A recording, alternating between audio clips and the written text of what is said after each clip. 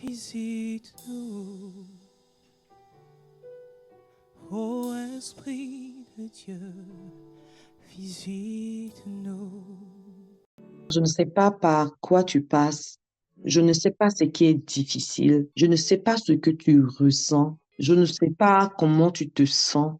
En fait, quelquefois par quoi tu passes, je veux te dire ce matin, Dieu est fidèle. Dieu est fidèle. Dieu est fidèle. Il y a un verset qui monte dans mon cœur. Je veux te parler de ça parce que je ne peux que te donner ce que j'ai dans mon cœur. Je ne peux que te donner ce que j'ai reçu. Je ne peux que te donner ce que l'Esprit me permet de te donner parce que je ne peux que te donner ce que j'ai.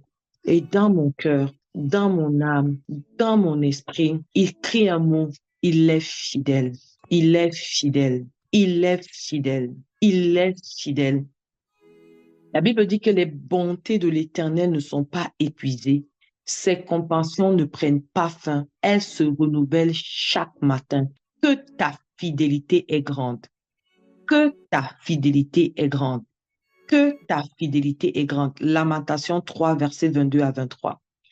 On dit les bontés de l'Éternel ne sont pas épuisées. Ses compassions ne prennent pas fin. Elles se renouvellent chaque matin. Est-ce que tu te rends compte? Il y a un téléchargement à tous les matins. Dès qu'il y a un nouveau matin, elle se renouvelle. La bonté de l'Éternel se renouvelée. Sa fidélité s'est renouvelée. Est-ce que tes compassions sont renouvelées? Est-ce que tu te rends compte? Chaque matin, il y a ta portion. Donc, celui qui pense que, oh, Dieu a déjà été trop ceci avec moi, Dieu a déjà été trop cela avec moi, Dieu m'a déjà fait ça, peut-être qu'il va prendre une pause. Je te dis quelque chose de la part du Seigneur. Non, non, non. C'est chaque matin que c'est renouvelé. C'est comme quelque chose qui est téléchargé chaque matin. C'est comme quelque chose qui se met à 100% dans de la batterie chaque matin. Chaque matin. Chaque matin. Vous savez, c'est Jérémie qui a écrit Lamentation. Et sûrement, à ce moment-là, pour écrire cela, il faut passer par des moments très difficiles. Il faut trouver des paroles qui vont te fortifier. Il faut trouver des paroles qui vont te permettre de demeurer fort. Vous savez, quand les gens parlent souvent des prophètes, le prophétique est un des ministères dans la parole de Dieu où les gens sont le plus persécutés, où les gens traversent le plus les moments difficiles. Pourquoi? Parce que la bouche de Dieu n'est pas glamour. La bouche de Dieu n'est pas sexy. La bouche de Dieu, c'est sa parole. Amen. Donc, parce que la bouche de Dieu n'est pas glamour, parce que la bouche de Dieu n'est pas sexy, parce que la bouche de Dieu n'est pas flatteuse et parce que la bouche de Dieu, c'est sa parole, vous vous dites bien que qu'est-ce qui se passe? Que ceux qui parlent de la part de Dieu, ceux qui deviennent la bouche de Dieu, ce sont des personnes qui ont des problèmes très graves. Amen. C'est pour ça que le seul livre de la Bible qui s'appelle Lamentation, c'est un prophète qui l'a écrit. C'est un prophète qui l'a écrit. Il se lamentait. Amen. C'était difficile. Il traversait des moments difficiles. Je veux parler à quelqu'un qui est préoccupé ce matin par un moment difficile.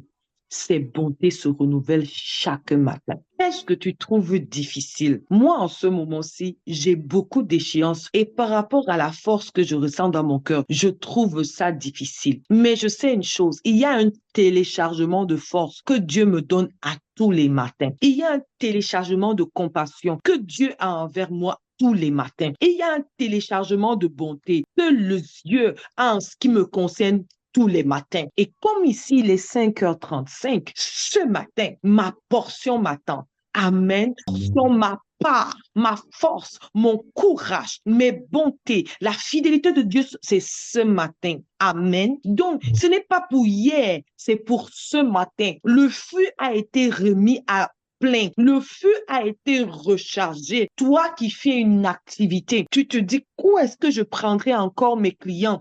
J'ai l'impression d'avoir tout passé au radar. Je te dis quelque chose. Lamentation 3, verset 22 à 23 te dit, les bontés de l'Éternel ne sont pas épuisées. Si tu t'inquiètes, c'est parce que tu crois que c'est épuisé. Qui t'a dit que ça s'est épuisé? Ça ne s'épuise pas. Non, non, non, non, non. Les bontés de l'Éternel envers toi ne s'épuisent pas. Ses compassions ne prennent pas fin. Elles se renouvellent chaque matin. Que ta fidélité est grande. Ses compassions ne prennent pas fin. Sa miséricorde ne prend pas fin. Ses bontés ne soignent pas fin. Quel que soit ce que tu traverses, je veux que tu saches que va dans le lieu secret. Si tu regardes, il a encore transféré plein. La charge est 100%. La charge est 100%. Les bontés de ce matin t'attendent. Sa fidélité ce matin s'attendent. Ses compassions ce matin t'attendent. Amen. Sa fidélité est grande. En fait, quand tu te lèves le matin, c'est un nouveau téléchargement. Oh, ce n'est pas beau ça. Tu te rends compte, tout ce que Dieu a déjà fait dans toute ta vie avant, c'est comme s'il n'a rien fait. Il considère qu'il n'a rien fait. Ce matin, il considère que c'est un nouveau jour pour ta bonté, un nouveau jour pour avoir compassion de toi, un nouveau jour pour sa fidélité. Ce matin, Dieu parle à qu'un cœur ce matin. Dieu te dit, dans 1 Thessaloniciens 5, verset 24, il écrit, celui qui vous appelle est fidèle. C'est aussi lui qui le fera. Écoutez, la Bible dit dans 1 Thessaloniciens 5, verset 24, celui qui vous appelle est fidèle. C'est aussi lui qui le fera. Il y a quoi même qui veut te dépasser? Il y a des gens qui se disent, je ne peux plus pas capable. J'ai commencé à jeûner, mais là, je ne serai pas capable de terminer. J'ai commencé à prier. Je veux faire de plus longues prières, mais je ne peux pas, je suis pas capable de finir 30 minutes. Il y a quelqu'un qui se dit, oh, l'étude du biblique là, je ne suis pas capable de comprendre. Je ne comprends pas. Cette profondeur, je ne la comprends pas. Je veux te dire, dans la parole de Dieu, il est écrit, celui qui t'appelle à faire ces choses est aussi fidèle. C'est lui qui le fera. C'est lui qui le fera. Qu'est-ce que Dieu t'appelle à faire? Moi, personnellement, j'ai une liste de choses que Dieu m'a fait à faire. Tu trouves ça difficile? Je trouve ça difficile. Je t'annonce quelque chose. Il est fidèle. C'est lui qui le fera. On n'a même pas dit que c'est toi qui le feras. C'est aussi lui qui le fera. Est-ce que tu as compris ça? Ton amen serait différent si tu comprends même ce que je te dis. On dit que celui qui t'appelle est fidèle, c'est aussi lui qui le fera. Donc, celui qui t'appelle va aussi le faire. Amen, si tu te rends compte, ça veut dire que la force de ça, c'est déjà en toi. Il veut juste que ton cœur soit disposé. Je veux te dire quelque chose. Les gens prennent souvent mal ce verset et les gens le comprennent de façon tordue, ils se disent, ils ne font plus rien. Dieu va le faire, ça veut dire que Dieu va leur donner la force de prier. Dieu va leur donner la force de jeûner. Mais en passant, Dieu te donne la force quand tu es déjà en train de faire. Sinon, comment il éprouve ta foi? Si tu dois sortir ce matin, si tu dois aller faire un travail ce matin et tu ne connais pas comment sera ta journée, si tant que tu ne sors pas, tu ne pourras pas rentrer en contact avec les bontés de Dieu. Les bontés de Dieu là sont dehors. Ta fidélité là, c'est dehors. C'est dans l'action que tu vis sa fidélité. Amen. Amen. L'action, tu ne peux pas la déclencher, c'est un principe du ciel. C'est un principe du ciel. C'est un principe du ciel. C'est pour ça qu'on dit que il accomplit ce que nous faisons. Si tu ne fais rien, il n'accomplit rien. Amen. Oh Seigneur, nous te bénissons de ce que tu nous donnes la paix, toi qui accomplis tout ce que nous faisons. Donc, les gens qui disent qu'il faut que Dieu m'aide à faire telle chose, Dieu ne va plus t'aider, ma soeur. Il est déjà mort sur la croix. Mais si Dieu trouve en toi la foi pour commencer, il t'aidera à l'achever. Amen. Est-ce que vous savez que dans le cadre de mon travail, parfois je reste comme ça, je m'assois seule dans ma chambre, je dis que mince, qui a fait cette folie? Qui a parti ce truc incroyable? Et Dieu va me dire, ma fille, juste parce que tu as dit oui, je n'ai pas le choix que de l'achever. Juste parce que tu as commencé, je n'ai pas le choix que de continuer. Amen. Je te dis que commence. Commence. C'est quand Dieu va te trouver en train de faire. Dans ton cœur, tu veux pardonner? Pardonne d'abord. Dis à ta chair, j'ai déjà pardonné. C'est quand Dieu va te trouver en train de faire cela qu'il va couler le pardon en toi. Mais si tu veux ressentir le pardon avant de le faire, Dieu ne le fera jamais. Dieu ne le fera jamais. Dieu ne le fera jamais. Il accomplit ce que tu fais. Si tu ne fais rien, il n'accomplit rien. Ce n'est pas normal. Toute la Bible me dit qu'il y a des victoires que Dieu a préparées d'avance pour moi.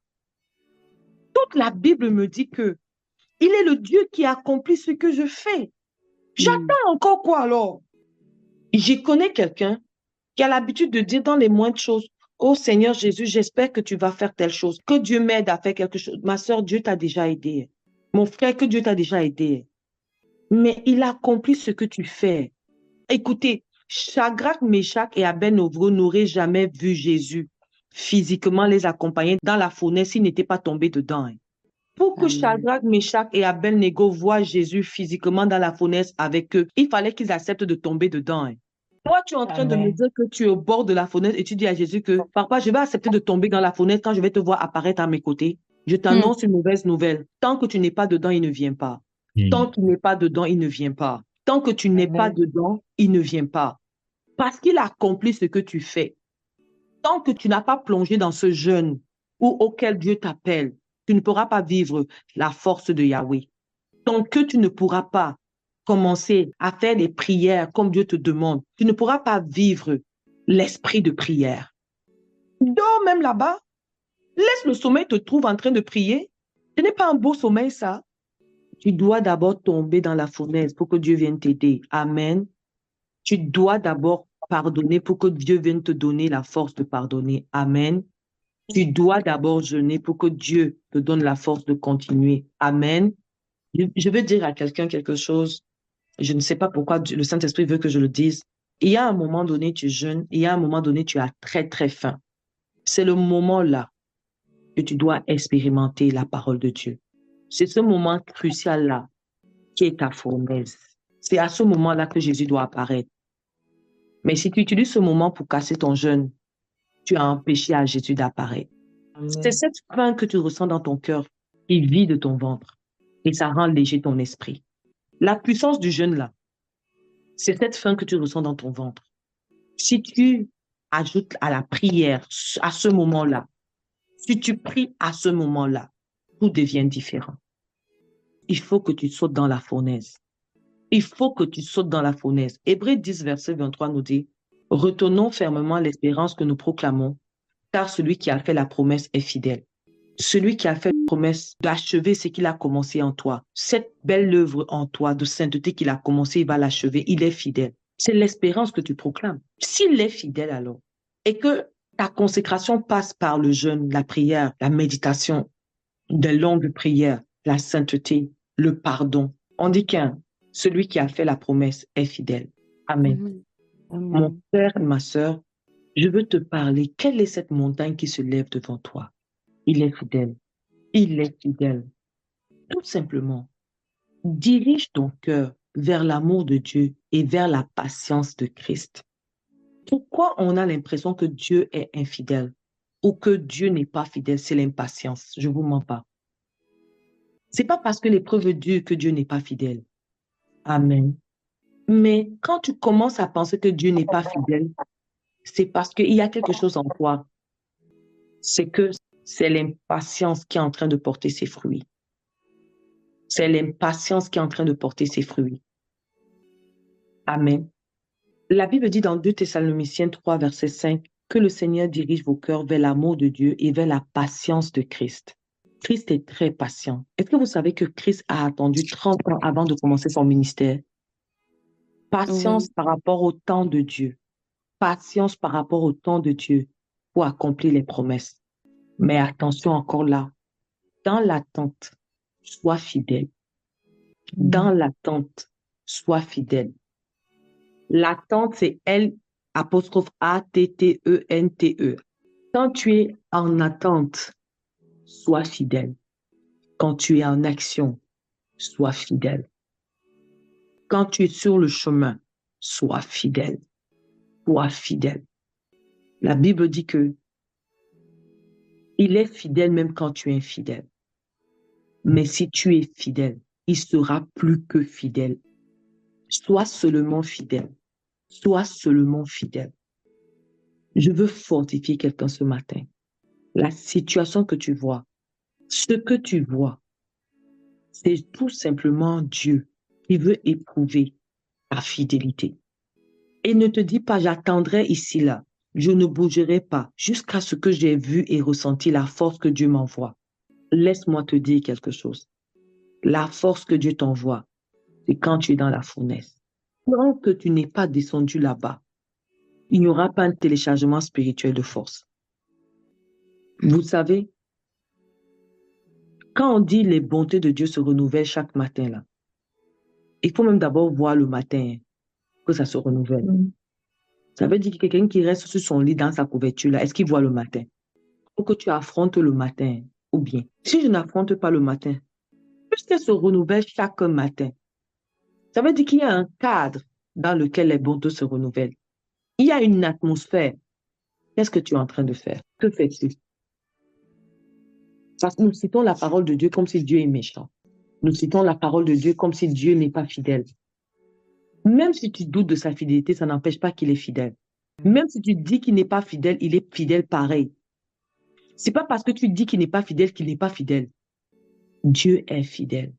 Dieu est fidèle. Je veux qu'on prie pour dire, Seigneur, fais-moi rebraver ta fidélité. Laisse que mes yeux soient fixés sur ta fidélité. Que je sois conscient. Ce n'est pas toi qui n'es pas au bon endroit. Si quelque chose croit que c'est moi, alors que dois-je faire pour vivre encore tes bontés et ta fidélité? Les prières du plaidoyer, ce sont des prières où un enfant de Dieu qui a été fidèle va vers son Père et lui dit qu'est-ce qui ne va pas. C'est pour ça que Dieu répond toujours à ces prières-là. Amen.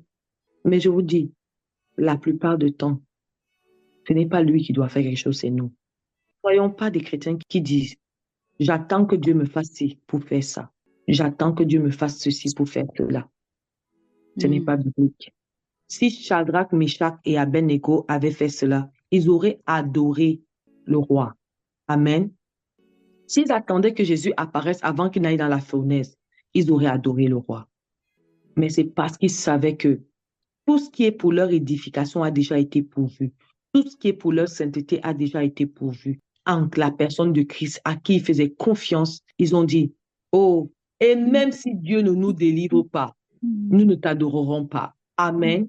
Parce qu'ils se sont dit que si Jésus même ne vient pas les sauver dans la fournaise, ça veut dire que c'était ça la fin que Jésus avait prévue pour eux. Mais il n'est écrit nulle part où Jésus leur permet d'adorer un être humain. Amen. Est-ce que vous savez qu'on ne fait pas ça?